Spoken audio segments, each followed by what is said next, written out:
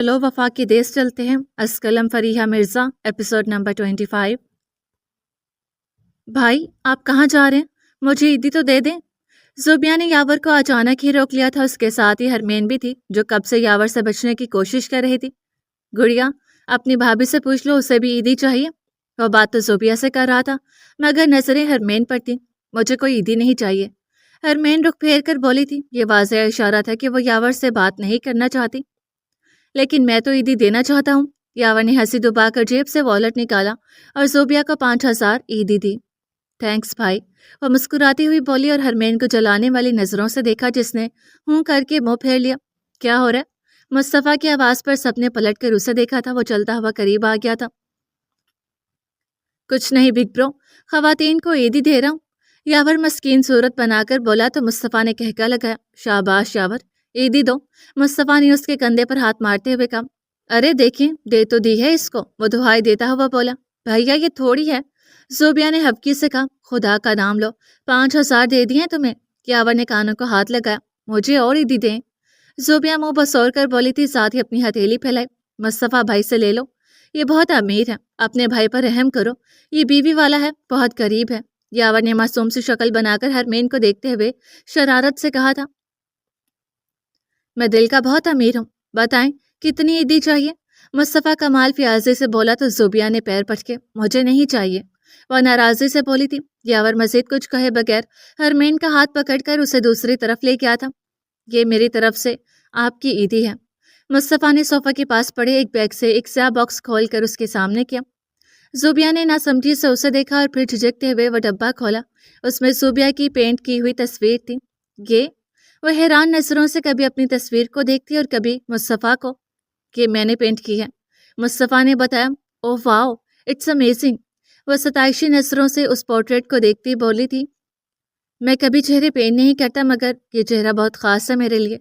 ये मेरे दिल के सहीफा पर नक्श है। मैंने उसे कागज पर उतारने की हकीर से कोशिश की है। वह एक जुज़ब के आलम में उसके चेहरे को देखता हुआ बोला था, मेरी जिंदगी में बहुत कम लोग हैं जुबिया, और तुम बहुत खास हो। मैं चाहता हूँ हम जब नई जिंदगी शुरू करें तो पुरानी तलखियों का शुबा तक न हो। वह बहुत मान से कह रहा था, मेरा साथ दो की ना। और जुबिया ने मुस्कुराते हुए हाँ में सर हिलाया था।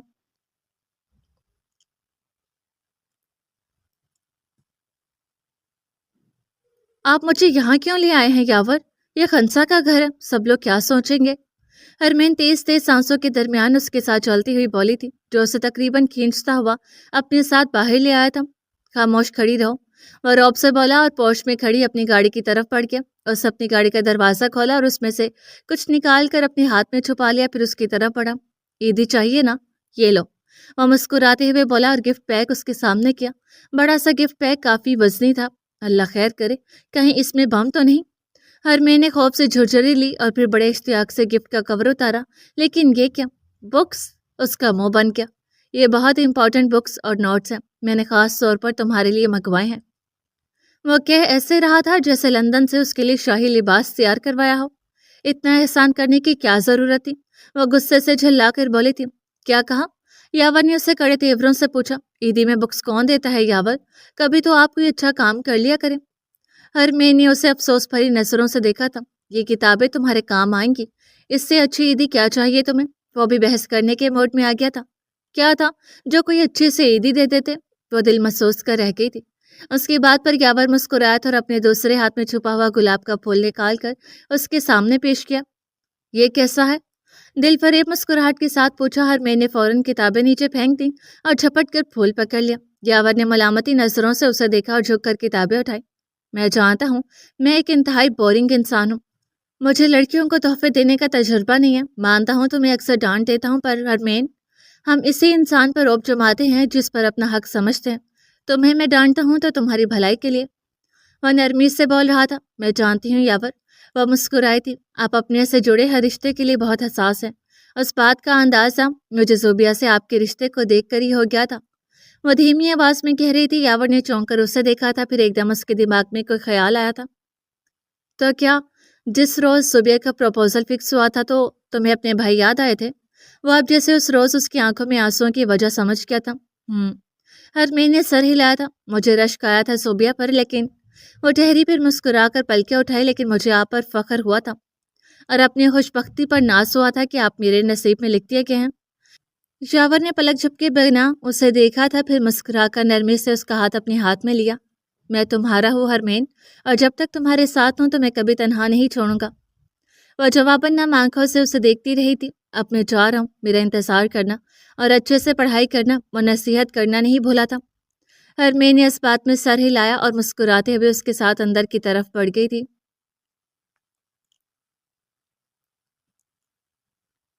اپنا خیال رکھیے گا ممی، میں جا رہا ہوں۔ اس کے ہاتھ اپنی ماں کے ہاتھ میں تھے، اس کا دل چاہا وہ ان ہاتھوں کو کبھی نہ چھوڑے۔ اللہ کی امان میں میرے تینوں بیٹے خیر سے جائیں اور خیر سے واپس آئیں۔ عائشہ نے بڑے حوصلے سے اس کے سر پر ہاتھ رکھا تھا اور اس کی پیشانی چومی تھی، اور پھر وہ باری باری سب سے مل کر اپنی منزل پر روانہ ہو چکے تھے۔ وہ گمنام راہوں کے مسافر تھے، انہیں ایک نئے سفر پر نکلنا تھا۔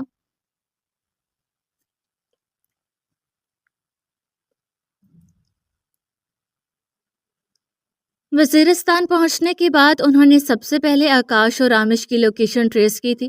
یہ ان کی خوش قسمتی تھی کہ حسام نے آکاش کے فون میں جو جی پی ایس ٹریسر فٹ کیا تھا اس سے ان کی لوکیشن بآسانی ٹریس ہو گئی تھی۔ ان کی لوکیشن شمالی وزیرستان کی تھی۔ شمالی وزیرستان خیبر پختونخوا کی ڈسٹرکٹ بنو کا حصہ ہے۔ یہ پاکستان کے شمال مغربی حصے میں واقع ہے، جس کی سرحدیں افغانستان سے ملتی ہیں۔ آکاش اور رامش شمالی وزیرستان کی ہی پہاڑیوں میں چھپے بیٹھے تھے۔ وقت بہت کم تھا، یہ لوگ کچھ بھی کر سکتے تھے۔ میں ان کے پاس جاؤں گا انڈر کور میں، حسام نے کہا تھا۔ نہیں نہیں، ہم رسک نہیں لے سکتے، وہ لوگ تمہیں چھوڑیں گے نہیں۔ ارتسا نے فوراً نفی میں گردن ہلائی۔ وہ تینوں ایک چھوٹے سے کرائی کے گھر پر ٹھہرے ہوئے تھے، ٹیبل پر مختلف نقشے اور چارٹس پھیلائے لائحہ عمل طے کرنے میں مصروف تھے۔ آج عید کا دوسرا دن تھا اور صبح کے 7 بج رہے تھے۔ رسک لینا پڑتا ہے، ہم فوجی ہیں، ہمیں خطروں سے کھیلنا آتا ہے۔ مجھے جانا ہے میجر ارتسا، میں وہاں جاؤں گا، میرے پیچھے تم لوگ آنا، حسام نے اٹل لہجے میں کہا تھا۔ آخرکار ارتسا نے ہار کر اسے اجازت دے دی تھی۔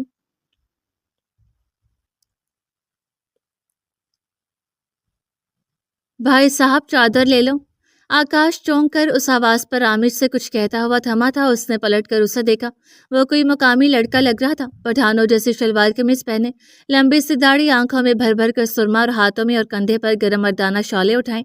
وہ اسی سے مخاطب تھا۔ نہیں چاہیے، رامش نے گردن موڑ لی اور ہاتھ چلا کر ناگواری سے کہا۔ وہ دونوں اس ڈھابا نما ہوٹل پر ناشتہ کرنے آئے تھے اور یہ لڑکا چادر بیچنے پر بضد تھا۔ صاحب گرم مردانہ شالیں۔ آکاش نے جیب سے پیسے نکال کر بل ادا کیا اور اسے قصداً اگنور کرتے ہوئے وہ دونوں اٹھ کر ہوٹل سے باہر نکل آئے تھے۔ حسام، ان کو انسسٹ مت کرو، ان کو شک ہو جائے گا۔ ارتسا کی آواز بلوٹوتھ میں گونجی تھی۔ حسام نے اس کی ہدایت سنی انسنی کر دی اور کچھ فاصلہ رکھ کر ان کے پیچھے چلنے لگا تھا۔ کیا ہے؟ رامش اس کی موجودگی اپنے پیچھے نوٹس کر کے یکلہت دھاڑا تھا۔ ہم کو کوئی کام نہیں مل رہا، ہمارا بچہ کب سے گھر میں بھوکا بیٹھا ہے صاحب، ہمیں کوئی کام دلا دو۔ وہ غمگین صورت بناتا ہوا بول رہا تھا۔ ہماری طرف سے تم بھی مر جاؤ، پر یہاں سے دفع ہو جاؤ۔ رامش نے بے رحمی دکھائی۔ نہیں ٹھہرو رامش، تم ہمارے ساتھ آؤ۔ اس نے کچھ سوچ کر حسام کو اپنے پیچھے آنے کا اشارہ کیا۔ نہیں حسام مت جاؤ، مجھے خطرہ کی بو آ رہی ہے، ارتسا نے جیسے منت کی تھی۔ کچھ نہیں ہوتا، وہ مدھم آواز میں بولا اور ان کے ساتھ آگے بڑھنے لگا۔ ارتسا نے کمرے میں بیٹھے بیٹھے ہی وحشت سے بالوں میں ہاتھ پھیرا تھا۔ یاور نے لیپ ٹاپ اسکرین آن کی، جہاں حسام کی واچ میں لگے کیمرہ سے اس کی ساری نقل و حرکت واضح تھی۔ وہ لوگ سرحد کے پاس کہیں دور پہاڑیوں میں چلے گئے تھے۔ صبح کا وقت تھا، اس لیے زیادہ تر خاموشی ہی تھی۔ حسام، اس نے بلوٹوتھ کے ذریعے اسے پکارا۔ حسام، حسام، وہ کتنی ہی بار چلایا تھا، کوئی جواب نہیں آیا۔ حسام خطرے میں ہے، ہمیں فوراً آپریشن کرنا ہوگا، اس سے رابطہ نہیں ہو رہا۔ یاور بے چینی سے بولا تھا۔ کیا مطلب ہے؟ وہ پاگلوں کی طرح چیخا اور لیپ ٹاپ اسکرین کے سامنے دیکھا، جہاں کیمرہ اسکرین تاریک ہو گئی تھی۔ ڈیم اٹ، وہ لوگ جان گئے ہیں کہ ہم یہاں ہیں، اور وہ یہ بھی جان چکے ہیں کہ وہ لڑکا اصل میں حسام ہے۔ وہ چہرے پر ہاتھ پھیرتا ہوا بولا تھا۔ شاویز انکل سے کہو ہیلی کاپٹر اور ریسکیو ٹیم بھیجے۔ وہ تیزی سے کچھ سوچتا ہوا ہدایت دے رہا تھا۔ فکر مت کرو، اسے کچھ نہیں ہوگا۔ یاور نے اسے تسلی دی تھی، دل اس کا بھی ڈر رہا تھا، قسمت جانے کیا کھیلنے والی تھی۔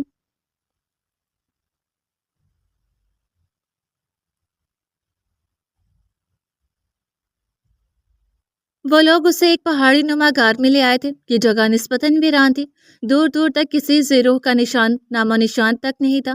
یہ وہ علاقہ تھا جہاں دہشت گردوں کے گھونسلے بنے ہوئے تھے، جن کو جڑ سے ختم کرنے کے لیے وہ نوجوان تن تنہا کھڑا تھا۔ بھائی صاحب، یہ ہم کو کہاں لے آئے ہو؟ وہ حیرت اور ناسمجھی سے بولا تھا۔ کام چاہیے تجھے؟ آکاش تنزیہ بولا تو اس سے سادگی سے گردن ہلائی۔ چل پھر۔ رامش نے اسے دھکا دیا اور یہاں حسام کو سنگین غلطی محسوس ہوئی تھی۔ اس نے یہاں آ کر حماقت نہیں کی تھی، شاید تقدیر اسے کھینچ لائی تھی یہاں۔ ہاں ہاں ہاں، دیکھ اب ہم تجھے کیسا کام دیتے ہیں۔ آکاش نے تنزیہ نظروں سے اسے سرتا پیر دیکھا تھا، پھر ایک مکروہ کہکا لگایا۔ اس کے کہکے کی آواز میں حسام کی ہنسی بھی شامل ہو گئی تھی۔ وہ ہنس رہا تھا۔ آکاش اور رامش نے چونک کر اسے دیکھا۔ وہ ہنس کیوں رہا تھا؟ اس سے پہلے کہ کوئی کچھ سمجھتا اور سنبھلتا، حسام نے ایک دم قمیص کی جیب سے گن نکالی تھی اور رامش کے سر میں گولی مار دی تھی۔ اس کا وار اتنا اچانک تھا کہ رامش کو سنبھلنے کا موقع ہی نہیں ملا۔ وہ لمحوں میں پتھریلی زمین پر ڈھیر ہو گیا تھا۔ خون اس کے سر سے نکلتا ہوا زمین کو رنگ رہا تھا۔ مارخور کی عادت ہوتی ہے ایک دم اپنے شکار پر جھپٹنے کی، سنبھل کر رہنا پڑتا ہے۔ اس کے چہرے پر وہی مسکراہٹ تھی جو شکار کو سامنے دیکھ کر شکاری کے لبوں پر رینگتی ہے۔ احتیاط سے گن ہاتھوں میں لیے وہ اپنی ذہین آنکھوں کو آکاش پر مرکوز کیے ہوئے تھا۔ اس کی گن کا رخ آکاش ہی کی طرف تھا، جو پھٹی پھٹی آنکھوں سے کبھی اسے دیکھ رہا تھا اور کبھی بے جان پڑے رامش کو۔ اگلے ہی پل وہ اس پہ جھپٹا۔ یہ بدقسمتی کا لمحہ تھا۔ گن حسام کے ہاتھ سے چھوٹ کر نیچے جا گری تھی۔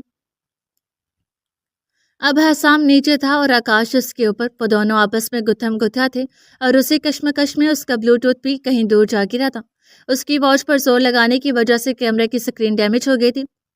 آج تمہیں زندہ نہیں چھوڑوں گا شامو، آکاش نے زہر خند لہجے میں کہا اور جھپٹ کر پستول اٹھا لی اور حسام کی ٹانگ پر گولی مار دی۔ وہ ضبط سے مٹھیاں بھینچ کر رہ گیا۔ حسام نے ہمت کرتے ہوئے اپنی قمیض پھاڑ دی تھی اور چہرے سے نکلی داڑھی اتار دی تھی۔ اگر ہمت ہے تو اس وردی کے جذبے کو مار کر دکھاؤ۔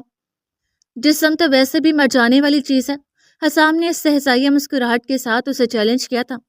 بڑا اکڑتے ہو تم وردی والے، آکاش نے تنزیہ کہا۔ کیوں؟ کیا یہ وہی وردی والے نہیں جنہوں نے تمہارے بیچ گھس کر تمہاری جاسوسی کی اور تمہارے بندے مار گرائے، تمہارے حملے ناکام بنا دیے؟ حسام نے اسے جلانے والی مسکراہٹ کے ساتھ کہا تھا۔ آکاش نے آگے بڑھ کر رسی اٹھائی تھی اور گن اپنی پاکٹ میں ڈالی۔ وہ حسام کو باندھنے کے لیے جھکا تھا، لیکن اس سے پہلے ہی حسام پھٹی سے سیدھا ہوا اور اس کی جیب سے گن کھینچ کر اس کی ٹانگ پر گولی چلا دی۔ آکاش نے ایک چیخ ماری تھی اور گن اس کے ہاتھ سے چھین کر اس کے بائیں بازو پر گولی ماری تھی۔ حسام کے لبوں سے ایک کرا خارج ہوئی تھی جسے اس نے سختی سے دبا لیا تھا۔ بہت ہاتھ چلتے ہیں تیرے۔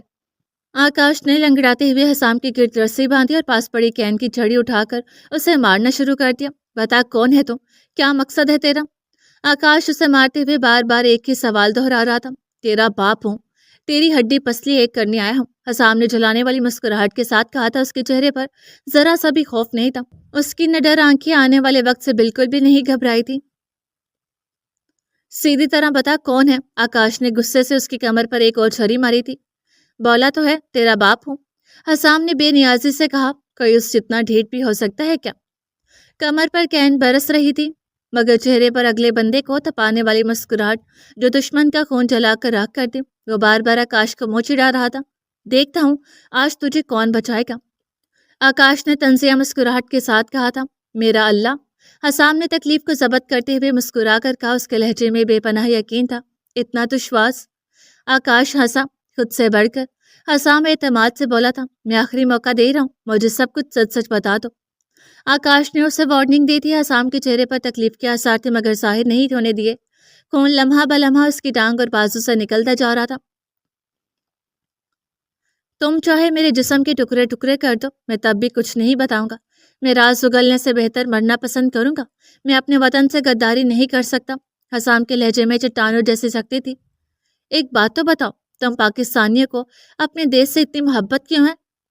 آکاش متاثر ہوئے بغیر نہ رہ سکا۔ خود وہ بھی ایک فوجی اور جاسوس تھا مگر حب الوطنی کا جو جذبہ اس نے پاکستانیوں میں دیکھا تھا وہ اکثر اسے جھنجھوڑ کر رکھ دیتا تھا۔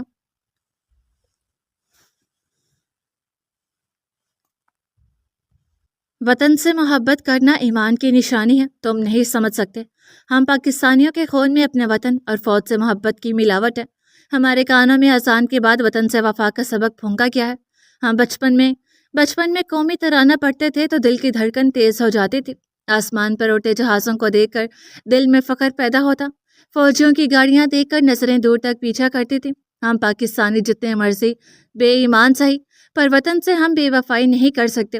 وہ بولنے پر آیا تو بولتا ہی چلا گیا۔ اس کے چہرے اور آنکھوں میں عجیب چمک تھی۔ امپریسو۔ آکاش نے اسے داد دیتی نظروں سے دیکھا۔ تم میرے بارے میں کیسے جانتے ہو؟ حسام نے کراہ کو دباتے ہوئے پوچھا۔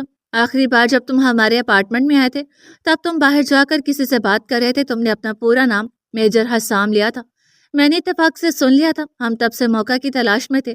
ہم نے تمہارے فون میں ٹریسر لگا دیا تھا، جب بھی تو ہمیں تمہاری لوکیشن سے پتہ چل گیا۔ آکاش نے کندھے اچکا کر بتایا۔ وہ اب دیوار کے ساتھ ٹیک لگا کر بیٹھ چکا تھا۔ اس کی اپنی ٹانگ میں گولی لگی تھی۔ اوہ شٹ! حسام نے کراہ کو لبوں سے خارج ہونے سے روکا۔ وہ اس دن جسے وہ بلی سمجھ رہا تھا وہ تو اس کے دشمن تھے جو اس کی باتیں سن چکے تھے۔ اس کا فون ٹریس ہوتا رہا تھا۔ اف، ماننا پڑے گا تم نے سارا کھیل بہت چالاکی سے کھیلا ہے۔ آکاش نے توصیفی نظروں سے اسے دیکھا، جس پر حسام مسکرایا۔ میں تمہیں چھوڑ سکتا ہوں اگر تم مجھے اپنے ملک کے راز پیش دو اور پریم کے بارے میں بتا دو۔ آکاش نے جیسے اس کے سامنے چوائس رکھی تھی، میں اس سے بہتر مرنا پسند کروں گا۔ حسام بے نیازی سے بولا تھا۔ میں وعدہ کرتا ہوں تمہیں زندہ سلامت تمہارے گھر پہنچا دوں گا۔ ایک کافر کے وعدے کا کوئی بھروسہ نہیں۔ حسام نے نفرت سے کہا۔ اگر میں تمہاری جگہ ہوتا تو یہ آفر مان لیتا مرنے کے بجائے۔ تم میری جگہ نہیں ہو سکتے، تم اسی لیے اتنے گدھے ہو۔ حسام نے اسے غصہ دلایا تھا۔ اپنی زبان سنبھالو، بھگوان کی قسم تیرا وہ حشر کروں گا کہ یاد کرو گے۔ آکاش نے آگ بگولا ہوتے ہوئے کہا تھا۔ وہ بھگوان جو خود کچھ نہیں کر سکتا؟ حسام چڑانے والے انداز میں گویا ہوا۔ آکاش نے ایک زوردار مکہ مارا تھا حسام کے منہ پر۔ اس کا ہونٹ پھٹ گیا تھا۔ خون ایک لکیر کی صورت میں اس کے نچلے لب کے کنارے سے ٹپک رہا تھا۔ پریم کہاں ہے؟ آکاش نے پوچھا۔ نشا جی کے پاس ہوگا، حسام نے مذاق اڑانے والے انداز میں کہا تھا۔ بکواس بند کرو۔ آکاش بھڑک اٹھا تھا۔ ہم اسے ایجنسی کے حوالے کر چکے ہیں، اب وہ ساری عمر وہاں سے نہیں نکل سکتا۔ حسام نے اس کے غصے کو خاطر میں لائے بغیر اس بار سنجیدگی سے کہا۔ اف! یکایک آکاش کی ٹانگ میں درد اٹھا تھا۔ وہ چھڑی کا سہارا لے کر کھڑا ہوا اور پٹی کرنے کے گر سے گار کی باہر جا کر کھڑا ہو گیا۔ حسام نے بمشکل رسی ڈھیلی کی، اپنا دایاں ہاتھ سیدھا کیا اور پنڈلی کے ساتھ بندھا ہوا چاقو نکال کر کمر کے پیچھے چھپا لیا۔ اس کے ایک ہاتھ کی رسی ڈھیلی ہو چکی تھی۔ آکاش اندر آیا تو حسام یوں ہی زمین پر بندھا پڑا تھا۔ وہ اس کے قریب آیا تھا۔ حسام نے پھرتی سے چاقو اس کی پیٹ میں دے مارا تھا۔ اس کے ساتھ ہی آکاش نے پھرتی سے وہی چاقو حسام کی طرف موڑ دیا تھا۔ حسام نے مزاحمت کی، مگر ایک ہاتھ زخمی اور بندھے ہونے کی وجہ سے زیادہ دیر تک اسے روک نہیں پایا تھا۔ اسی کھینچا تانی میں چاقو حسام کے ہاتھ پر لگا تھا اور موقع کا فائدہ اٹھاتے ہی آکاش نے چاقو اس کے دل کے پاس دے مارا تھا۔ حسام نے بے یقینی سے اپنے یونیفارم کو سرخ ہوتے دیکھا۔ اس نے ایک بار پھر بے یقینی سے دیکھا۔ اس کا سرخ ہوتا یونیفارم، دل کے مقام کے قریب گھسا چاقو اور تکلیف کا عجیب سا احساس۔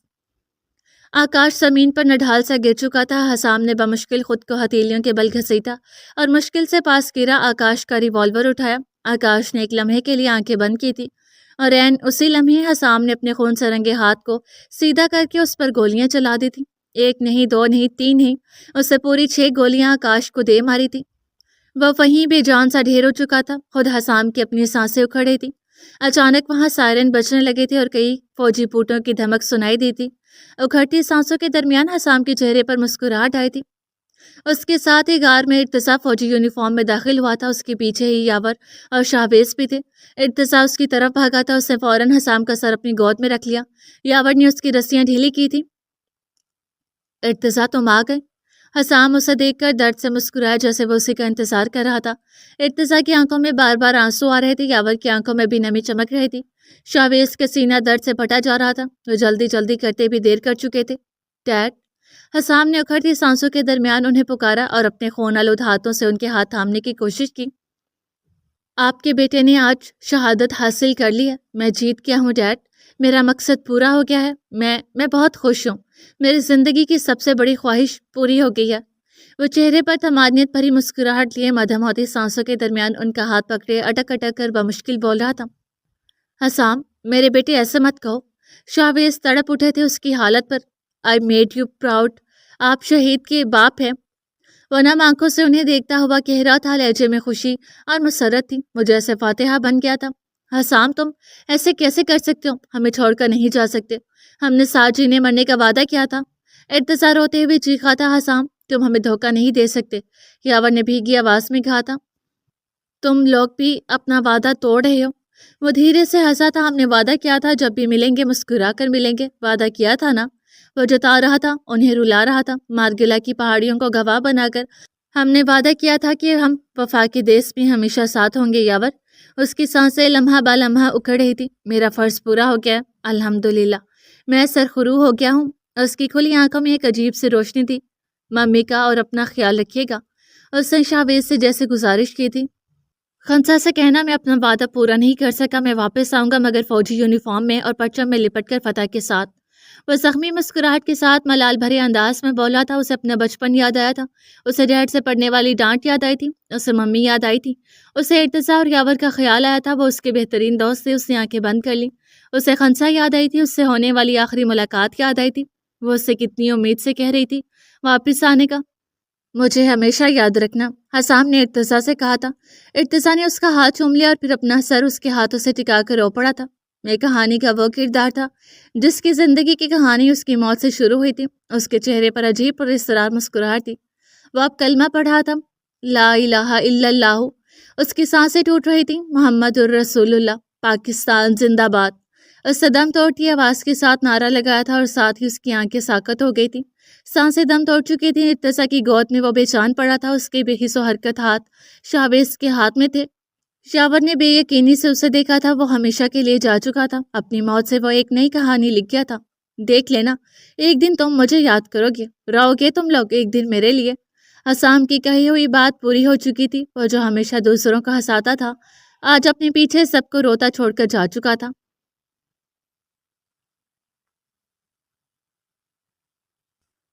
دیکھ ماں, تیرا بیٹا آیا ہے. بچپن کی طرح کھیل کر گھر لوٹا ہے. آج فرق صرف اتنا ہے کہ وہ اپنے پاؤں پر نہیں آیا, یاروں کے کندھوں پر آیا ہے. باقی تو سب وہی ہیں.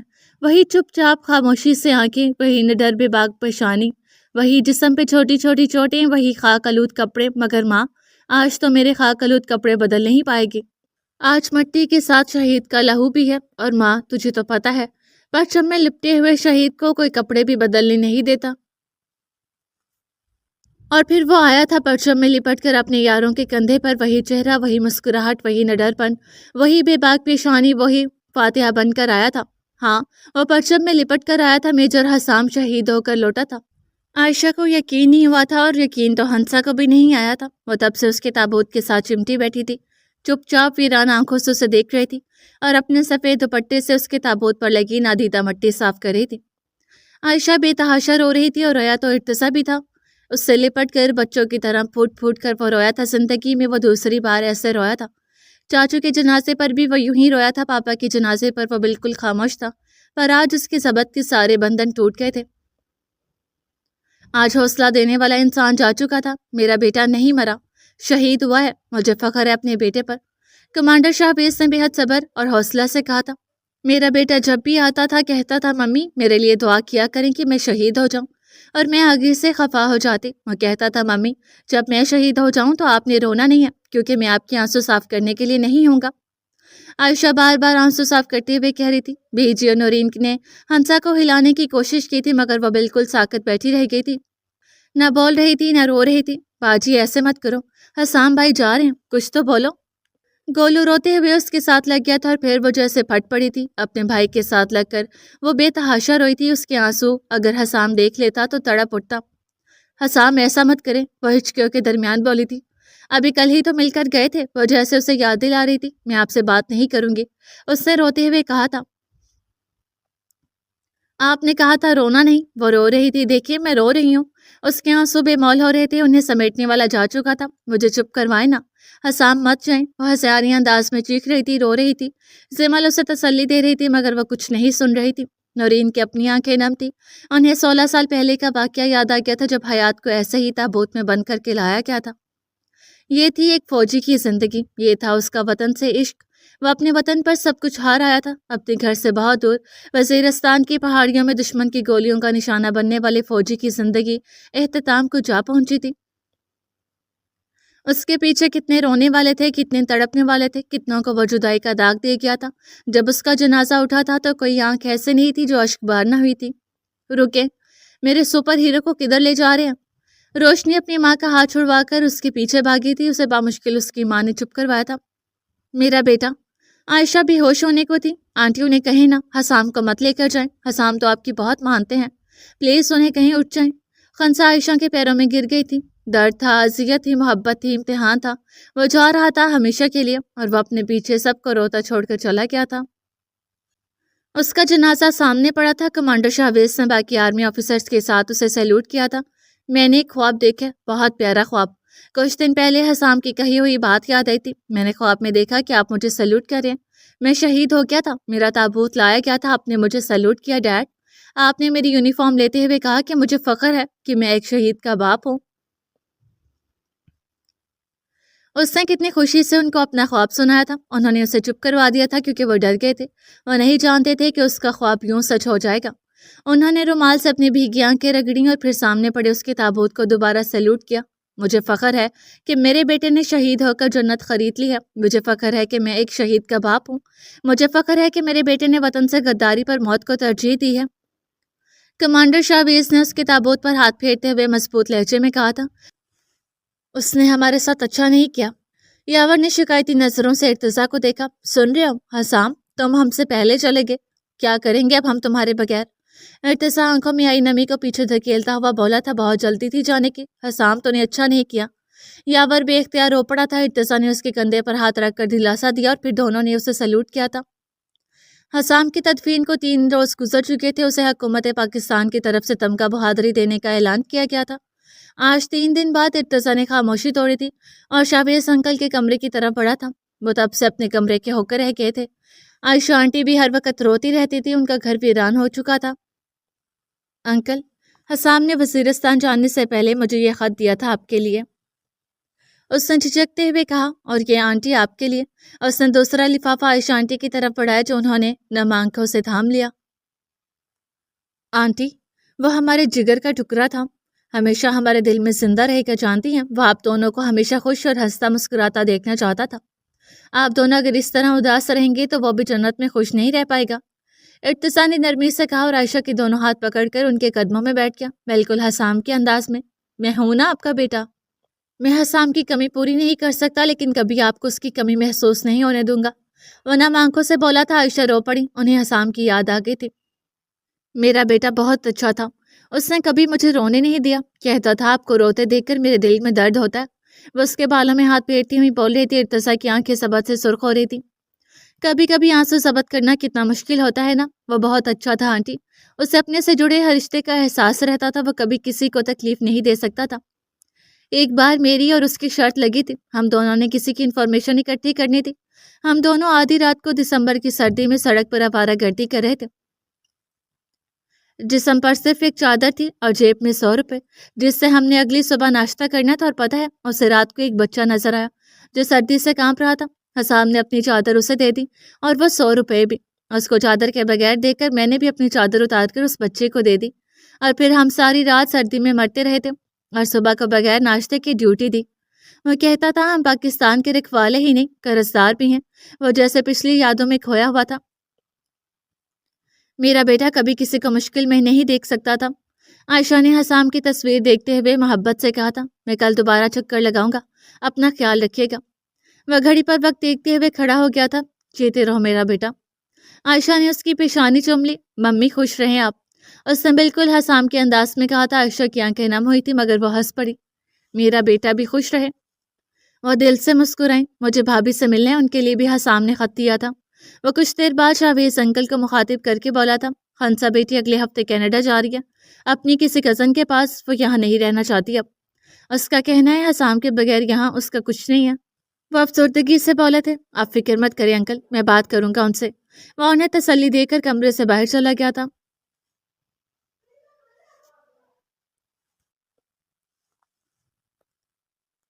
डैड के नाम।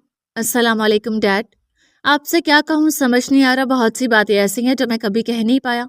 आपसे आपसे हमेशा डांट पड़ती थी और मैं जानता हूँ आप अंदर से मेरे बहुत बड़े फैन थे। आप मुझसे बहुत प्यार करते हैं ना डैड, पर आपने कभी जताया नहीं। आप बहुत अच्छे हैं डैड।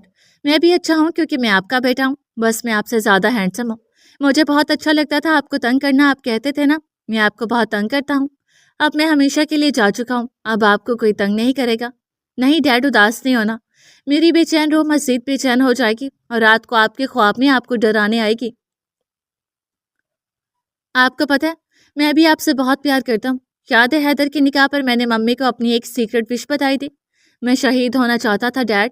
شاید اس وقت میری یہ دعا قبول ہو گئی تھی۔ میں نے آپ کو بتایا تھا نا کہ آپ مجھے خواب میں سیلوٹ کر رہے تھے۔ دیکھ لیں میرا خواب سچ ہو گیا۔ میں اللہ سے دعا کرتا ہوں کہ وہ مجھے ایک اور زندگی دے اور مجھے اس نئی زندگی میں بھی آپ دونوں ہی میرے موم ڈیڈ بنے۔ کاش مجھے ایک اور زندگی ملے اور میں ایک بار پھر شہید کر دیا جاؤں، پھر مجھے جھنڈے میں لپیٹ کر گھر لایا جائے، آپ مجھے سیلوٹ کریں اور میں مرنے کے بعد بھی مسکراتا رہوں۔ ڈیڈ آپ نے اداس نہیں ہونا، میں مرا نہیں، شہید ہوا اور زندہ ہوں اللہ کے پاس سے۔ دیکھ لیں میں نے شہید ہو کر آپ کا سر فخر سے بلند کر دیا۔ بتائیں کیسی فیلنگ آتی ہے جب کوئی کہتا ہے شہید میجر حسام ملک کمانڈر شاہویز کا بیٹا ہے؟ پراؤڈ فیل ہوتا ہے نا؟ مجھے معلوم ہے کہ میں آپ کو چھوڑ گیا ہوں، تنہا کر گیا ہوں، مگر میں اپنے وطن سے وفا کا عہد نبھا گیا ہوں۔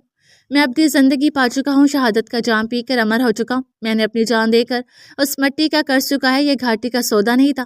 موت آنی تھی، ہر صورت سنی تھی، میں نے شہادت کی موت کو ترجیح دی، ایک ایسی موت جو صرف خاص لوگوں کے حصے میں آتی ہے۔ دیکھ لیں میں آپ پر سبقت لے گیا ہوں نا۔ امید ہے کہ ہم جنت میں جلد ملیں گے۔ اپنا اور ممی کا خیال رکھیے گا، آپ کا نالائق بیٹا میجر حسام ملک۔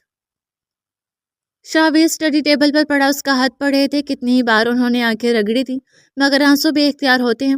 خط کے صفحے پر ان کے آنسو بکھرتے چلے گئے تھے۔ ان کے بیٹے نے ان کا سر فخر سے بلند کر دیا تھا مگر وہ اپنے دل کا کیا کرتے؟ بیٹی کی جدائی نے انہیں بوڑھا کر دیا تھا۔ انہیں احساس ہوا جیسے حسام ابھی کہیں کسی کھڑکی سے کود کر اندر آ جائے گا۔ انہوں نے خط کو کسی قیمتی متاع کی طرح سینے سے لگا لیا۔ I am so proud of you my son, انہوں نے سرگوشی کی تھی۔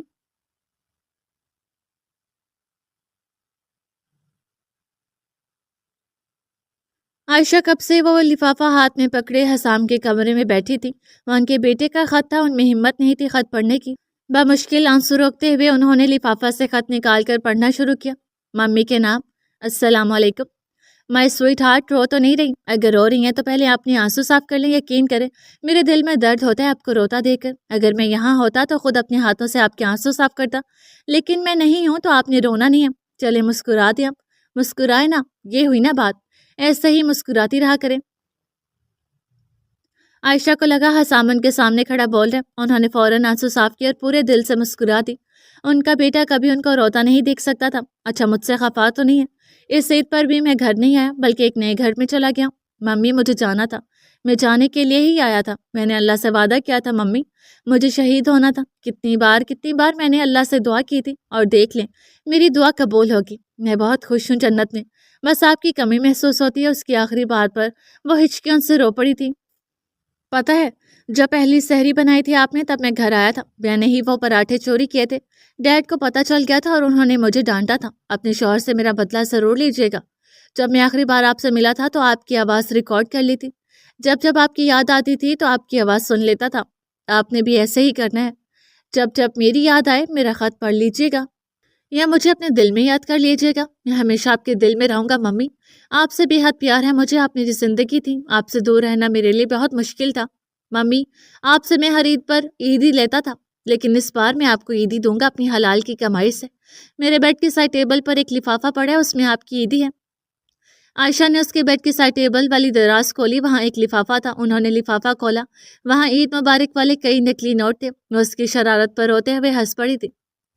ہاں مجھے پتہ ہے اب آپ ہنس پڑی ہیں، آپ کے پرس میں ڈال دی تھی میں نے عیدی، بعد میں چیک کیجیے گا۔ عائشہ اس کی بات پر خط پڑھتے ہوئے نم آنکھوں سے مسکرائی تھی۔ حسام کو اس دنیا میں سب سے زیادہ محبت اپنی ماں سے ہے اور اپنی ماں کی آنکھوں میں آنسو اس سے برداشت نہیں ہوتے، اس لیے ممی آپ نے رونا نہیں ہے۔ میں پھر کہہ رہا ہوں چلتا ہوں، اب آپ سے جنت میں ملاقات ہوگی، خدا حافظ، آپ کا پیارا بیٹا حسام ملک۔ عائشہ نے خط کے آخر میں لکھی اس کے نام کو چوم لیا اور پھر زاروں کی طرح رو پڑی تھی۔ میرا پیارا بیٹا کیوں چلے گئے؟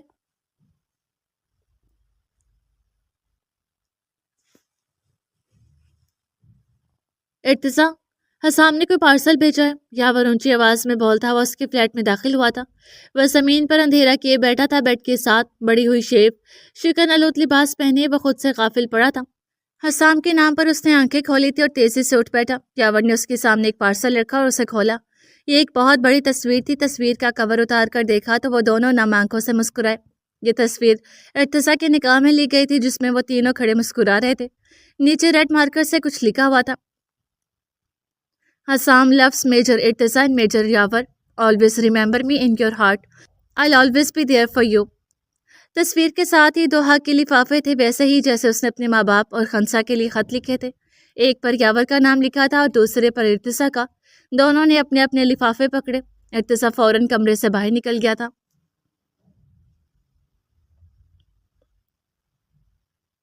میرے جگر یاور کے نام، السلام علیکم، کیسا ہے؟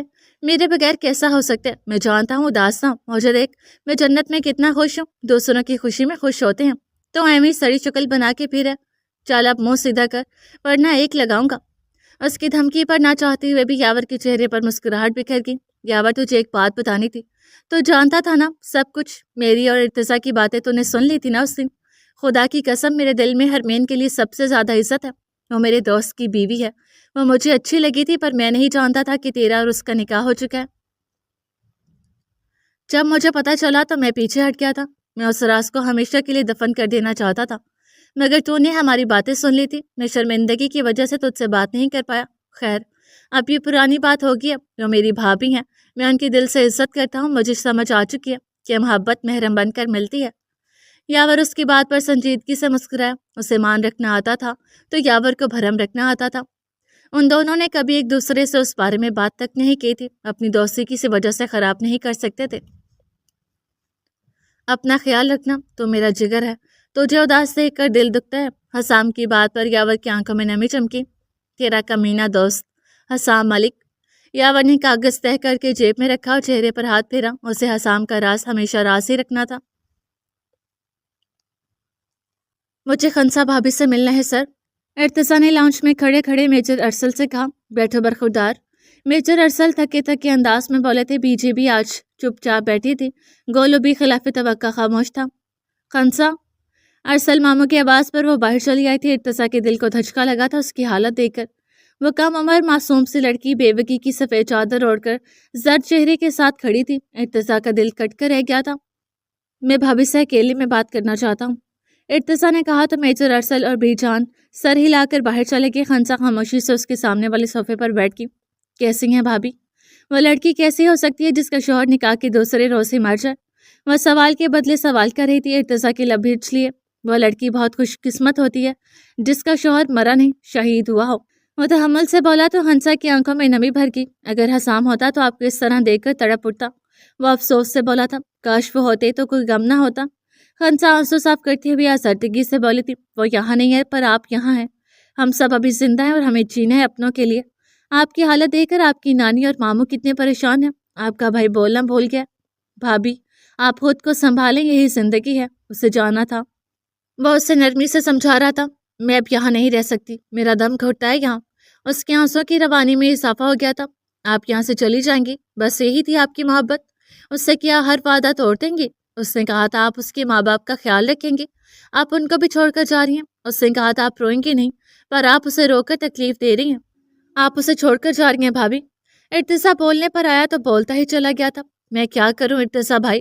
وہ سر ہاتھوں میں گرا کر رو پڑی تھی۔ میرے پاس آپ کی ایک امانت ہے، حسام نے آپ کے لیے خط دیا ہے، امید ہے اسے پڑھ کر آپ کو فیصلہ کرنے میں آسانی ہوگی۔ باقی آپ کینیڈا جانا چاہتی ہیں تو میں آپ کچھ نہیں کہوں گا، یہ آپ کی زندگی ہے، آپ کو فیصلہ کرنے کا حق ہے۔ وہ میز پر ایک حقی لفافہ رکھ کر باہر نکل گیا تھا۔ خنسا نے وہ لفافہ اٹھایا اور اسے سینے سے لگا کر پھوٹ پھوٹ کر رو پڑی تھی۔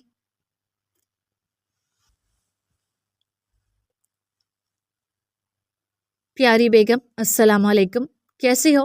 اس کا دل چیر گیا تھا ان 2 الفاظ کو پڑھ کر۔ وہ اسے روتا چھوڑ گیا تھا۔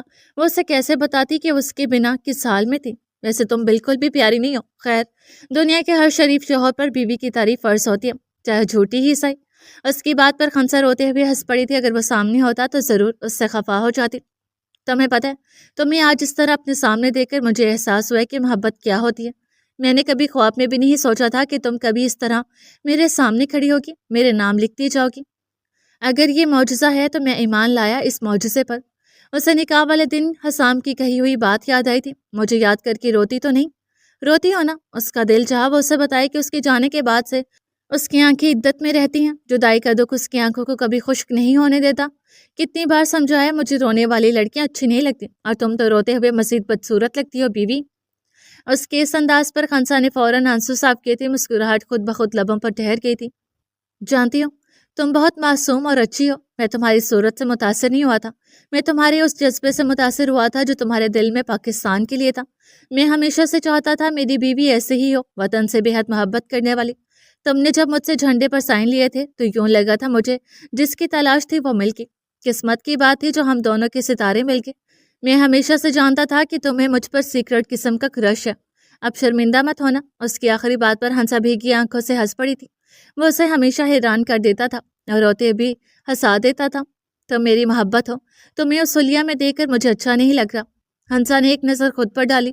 وہ 3 دن سے ایک ہی لباس میں تھی جو میلا ہو رہا تھا اور بال بری طرح سے بکھرے ہوئے تھے۔ تمہیں یاد ہے میں نے کہا تھا میں کبھی بے وفائی نہیں کر سکتا کیونکہ میرے کانوں میں اذان کے بعد وفا پھونکی گئی ہے۔ مجھے معاف کر دینا، میں اپنا وعدہ نہیں نبھا سکا۔ میں نے محبت پر عشق کو ترجیح دی ہے، وردی والے کبھی بے وفائی نہیں کرتے، وہ ہمیشہ محبت پر عشق کو ترجیح دیتے ہیں۔ تو میری محبت ہو مگر وطن میرا عشق ہے، میرا عشق مجھے پکارے گا تو میں اس پکار پر لبیک کہوں گا۔ مجھے وطن کی مٹی سے کیا ہوا وعدہ نبھانا تھا، مجھے اس دیش سے وفا نبھانی تھی۔ اس کے آنسوؤں کے قطرے خط پر لکھی تحریر پر گرتے چلے جا رہے تھے، بسارت دھندلا رہی تھی، لب کپ کپا رہے تھے۔ میں ایک بار پھر کہتا ہوں میری ممی کا خیال رکھنا ہے تم نے، اور رونا بالکل نہیں ہے۔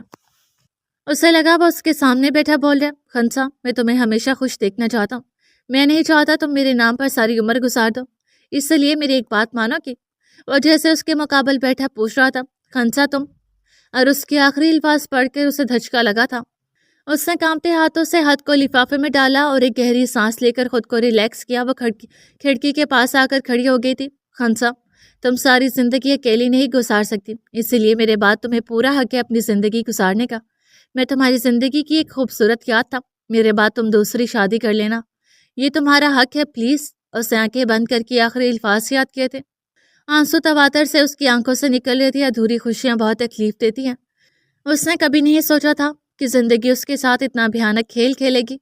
تم میرا حال ہو، میرا مستقبل بھی، حسام نے کہا تھا۔ آپ میرا ماضی کیسے بن سکتے ہیں حسام؟ آپ کو اپنے حال سے کبھی نہیں نکال سکتی، آپ کی یادیں کبھی نہیں بھول سکتی، تو مستقبل کیسے آپ کے بغیر گزار سکتی ہوں؟ وہ کھڑکی سے باہر دیکھتے ہوئے سوچ رہی تھی۔ دیکھ لو، دل میرا ہے پر دھڑک تمہارے ہاتھوں میں ہے۔ اس سے خوبصورت محبت کی تعریف میں نہیں کر سکتا۔ اس سے اپنے ہاتھ میں پہنی ہوئی انگوٹھی کو دیکھا، کتنی چاہت سے حسام نے پہنائی تھی۔ میں واپس ضرور آؤں گا، وردی میں یا پرچم میں لپٹ کر، اپنا خیال رکھنا، رونا نہیں۔ وہ جاتے جاتے اس کا سب کچھ لے گیا تھا، وہ کیسے نہ روتی؟ ہر طرف اس کی یادیں بکھری پڑی تھی۔ حسام کے بغیر جینا بہت مشکل تھا، مگر ایک فیصلہ وہ کر چکی تھی، وہ زندگی میں آگے بڑھے گی، حسام کی ساری باتیں مانے گی۔ کچھ خاموشیاں بڑی اذیتناک ہوتی ہیں، کچھ لوگوں کی آواز سے ہی زندگی میں رونق ہوتی ہے، اور ایسے لوگ جب بولنا بند کر دیتے ہیں تو لگتا ہے ساری دنیا کی آوازیں بند ہو گئی ہیں، ہر جگہ ویرانی محسوس ہوتی ہے۔ حسام کی آواز سے اس کی زندگی میں رونق تھی۔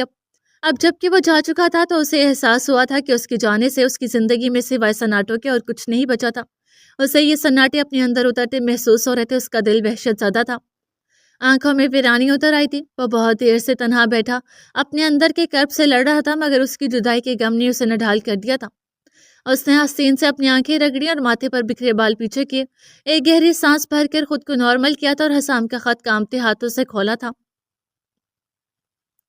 میری جان، ارتضیٰ حیدر کے نام، السلام علیکم۔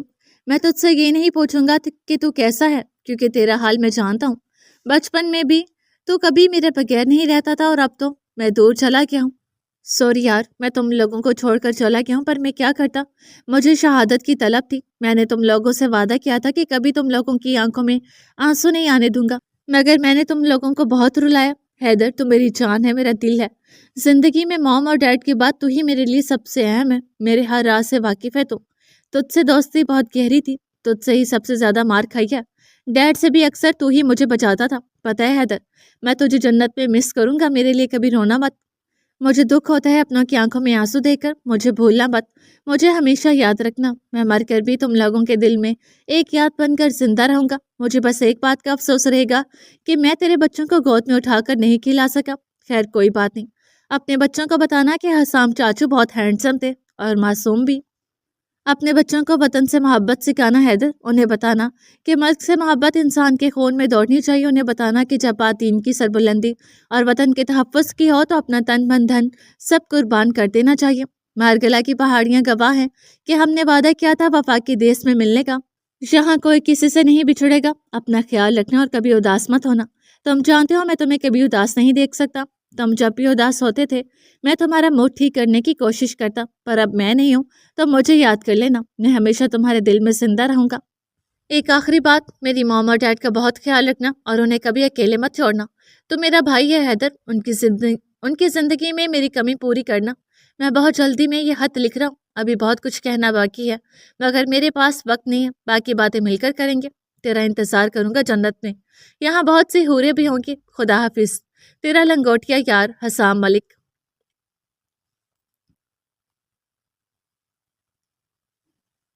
اس دن سے وہ جانے کتنی بار یہ خط پڑھ چکا تھا اور ہر بار یہ خط پڑھ کر اس کی آنکھیں بھیگ جاتی تھیں۔ وہ اب بھی سیڑھیوں پر بیٹھا ہوا تھا جب سمل وہاں چلی آئی اور اس کے ساتھ آ کر بیٹھ گئی۔ حسام بھائی کی یاد آ رہی ہے، وہ آہستگی سے بولی۔ اسے بھولا ہی کب ہوں، وہ میرے دل میں ہے، اسے کبھی نہیں بھول سکتا۔ وہ نم آنکھوں سے خلاؤں میں دیکھتا ہوا بولا تھا، تم جانتی ہو ایک بار تم نے پوچھا تھا کہ مجھے سب سے زیادہ محبت کس سے، اور میں نے کہا تھا حسام سے۔ وہ اسے ایک پرانی بات کا حوالہ دے رہا تھا، پتہ ہے کیوں؟